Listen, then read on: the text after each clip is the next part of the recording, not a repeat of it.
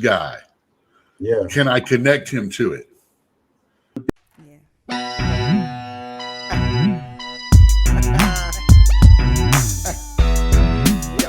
Story I would say of this week was the Tucker and Putin interview. I don't know if you guys saw it or whatever. I'm sure you've heard about it, because if you haven't heard about the Tucker Putin interview, you must be living under a rock. It's like, and I'm gonna cover some different angles on this, because you got different ways that they're covering this, and I think that that's really interesting and something to dissect, the different ways that they're covering this. So, but let's play some clips right quick to get us going on this particular topic. This is the Telegraph, and these are clips that they took from the interview that they felt were important. It says 5 key moments from Tucker Carlson's interview with Putin. It's 5 minutes. I don't know if I'm gonna play the whole thing, but y'all check it out. Musk has already had a chip implanted in the human. There are reports that Elon Musk has already had a chip implanted in the human brain in the USA. What do you think of that? Well, I think there's no stopping Elon Musk. He will do as he sees fit. Nevertheless, you need to find some common ground with him, search for ways to persuade him. I think he's a smart person. I truly believe he is. So you need to reach an agreement with him, because this process needs to be formalized and subjected to certain rules. One of our senior United States senators from the state of New York, Chuck Schumer, said yesterday, I believe, that we have to continue to fund the Ukrainian effort, or U.S. soldiers, citizens could wind up fighting there. How do you assess that? Well, if somebody has the desire to send regular troops, that would certainly bring humanity to the brink of very serious global conflict. This is obvious. Do the United States need this? What for? Thousands of miles away from your national territory. Don't you have anything better to do? You have issues on the border, issues with migration, issues with the national debt, more than $33 trillion. You have nothing better to do, so you should fight in Ukraine? Wouldn't it be better to negotiate with Russia, make an agreement, already understanding the situation that is developing today, realizing that Russia will fight for its interests to the end? Wow, those were heavy words right there. I think that was one of the clips that's been floating around a lot. I think he put things in pretty good perspective right there, whether you like him or love him, hate him or whatever. I think you got to respect those words or whatever and hear what he's saying there, and relate it to United States putting actual troops down on the ground. There's more to that part where he was talking about mercenaries and where they were coming from. It was a lot of mercenaries over there in Ukraine. But he's like, if you want to put actual troops there, that's a different story. So I just want to make sure I'm not misunderstanding what you're saying. I don't think that I am. I think you're saying you want a negotiated settlement to what's happening in Ukraine.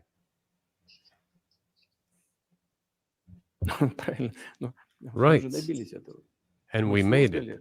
We prepared a huge document in Istanbul that was initialed by the head of the Ukrainian delegation. He affixed his signature to some of the provisions, not to all of it. He put his signature, and then he himself said, we were ready to sign it and the war would have been over long ago, 18 months ago. However, Prime Minister Johnson came, talked us out of it, and we missed that chance. Who blew up Nord Stream? You for sure. I was busy that day. Nate, do you have I did not blow up Nord Stream. Thank you, though. That Putin really entertained himself with that joke there, didn't he? He's like, I'm clever. You did it. You personally may have an alibi, but the CIA has no such alibi. Do you have evidence that NATO or the CIA did it?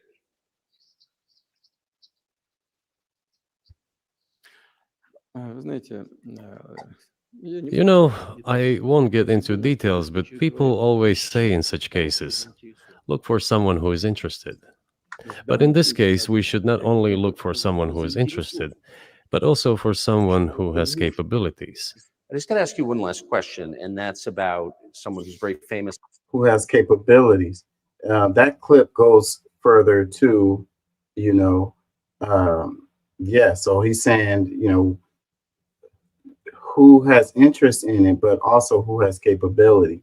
Like it may be many countries or entities or even corporations maybe who may be interested in doing that espionage or destruction or whatever, however you want to call it. I guess you wouldn't call it espionage, but destruction.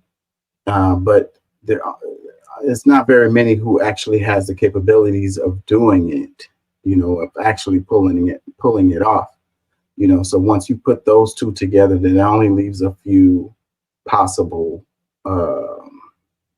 deals.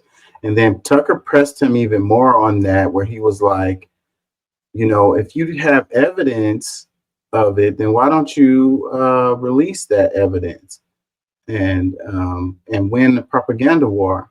And Putin went on to say, it's not cost effective for us to fight against the United States in the propaganda war, because the United States is going to win because they control most of the major media around the globe, especially United States, Britain, the West. So he was saying it's no benefit of it. So, but he could have been just saying that just to cover that he don't have any evidence to really show, that, who actually blew up the pipeline or whatever, But he went on to say something really interesting about how Germany, he's like, they're getting screwed out of this deal. Why are they going along with this? And he's like, there's another pipeline, and it could send stuff easily or whatever, and from Russia to Europe. And these people don't have to be paying these exorbitant prices for their fuel that that they really need. So it's like, why are they getting screwed? Why are they riding so hard with the United States on that deal, and their people are losing, and they're, anyways, we're going to come back around to that one. The United States probably not here. Evan Gershkovich, who's the Wall Street Journal reporter.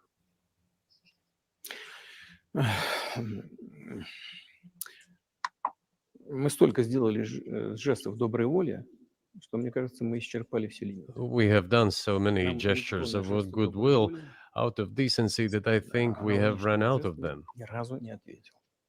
Но we have never seen anyone reciprocate to us in a similar manner. However, in theory, we can say that we do not rule out that we can do that if our partners take reciprocal steps.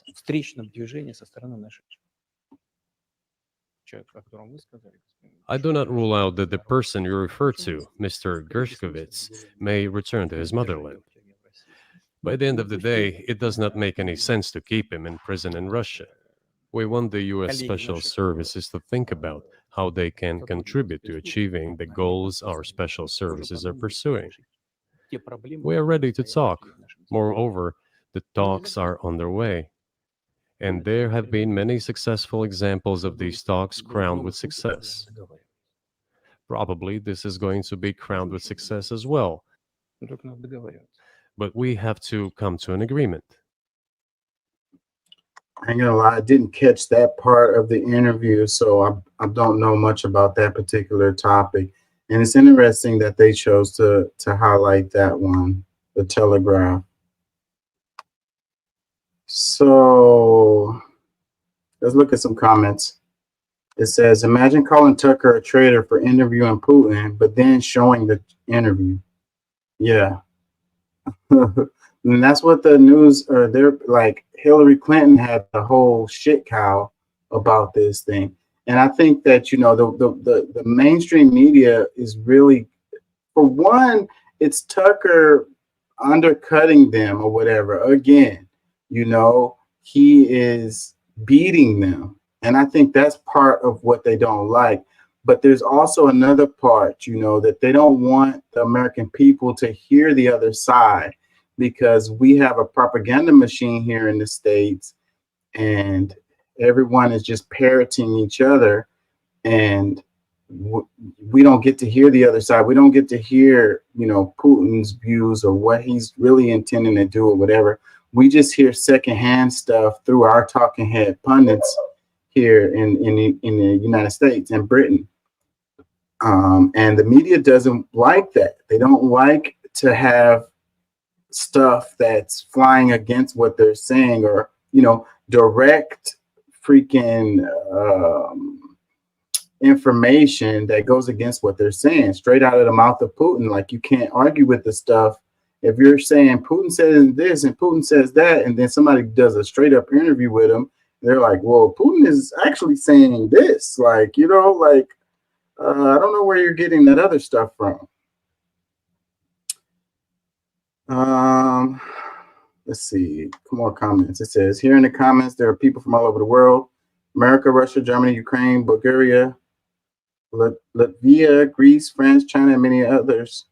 We are all humans and we all want peace. Let's unite in the name of peace. We have families, loved ones, and friends whom we cherish. Let's prevent a potential global nuclear war and save our world together. It says the world's population is over 8 billion people. Let's not leave politicians to decide the fate of our lives.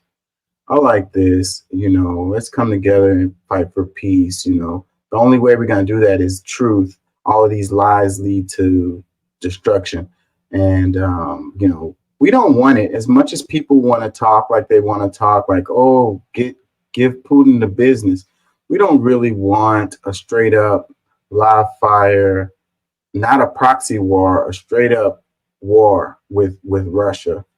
We don't want that. The world doesn't want that. No one's going to benefit from that. It'll only be bad things that'll happen as a result. We do not want it.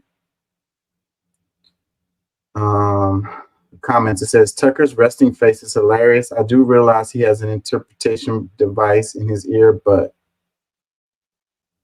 that's just Tucker's face. He always has that face. Another comment that says, I would recommend people to go watch it in full for themselves and not what Telegraph thinks what was and wasn't important. We're going to look at some more clips of this. It says, credit where it's due. These clips are not edited in a slated way as I had expected them to be. Still, the whole interview should be watched. Yeah, I recommend you guys go check out the interview. It's everywhere. It says, I came here for the Boris Johnson part in Ukraine war. He prevented peace negotiations. It's worth to watch the full clip. It says, now Tucker needs to interview Biden for the world to see the difference. Ooh, dun, dun, dun. You know, will Biden actually be able to freaking finish his sentences? Will he get lost in mid-sentence? That will be the question. I mean, and it wouldn't be revolutionary for Tucker to do an interview with Biden. You know, how many clicks is that really going to get? Like, it says, if someone needs the Telegraph to tell them this interview's key moment, then there's no hope for him. Yeah, whatever. I want to see what people want to highlight, and then we can pick it apart.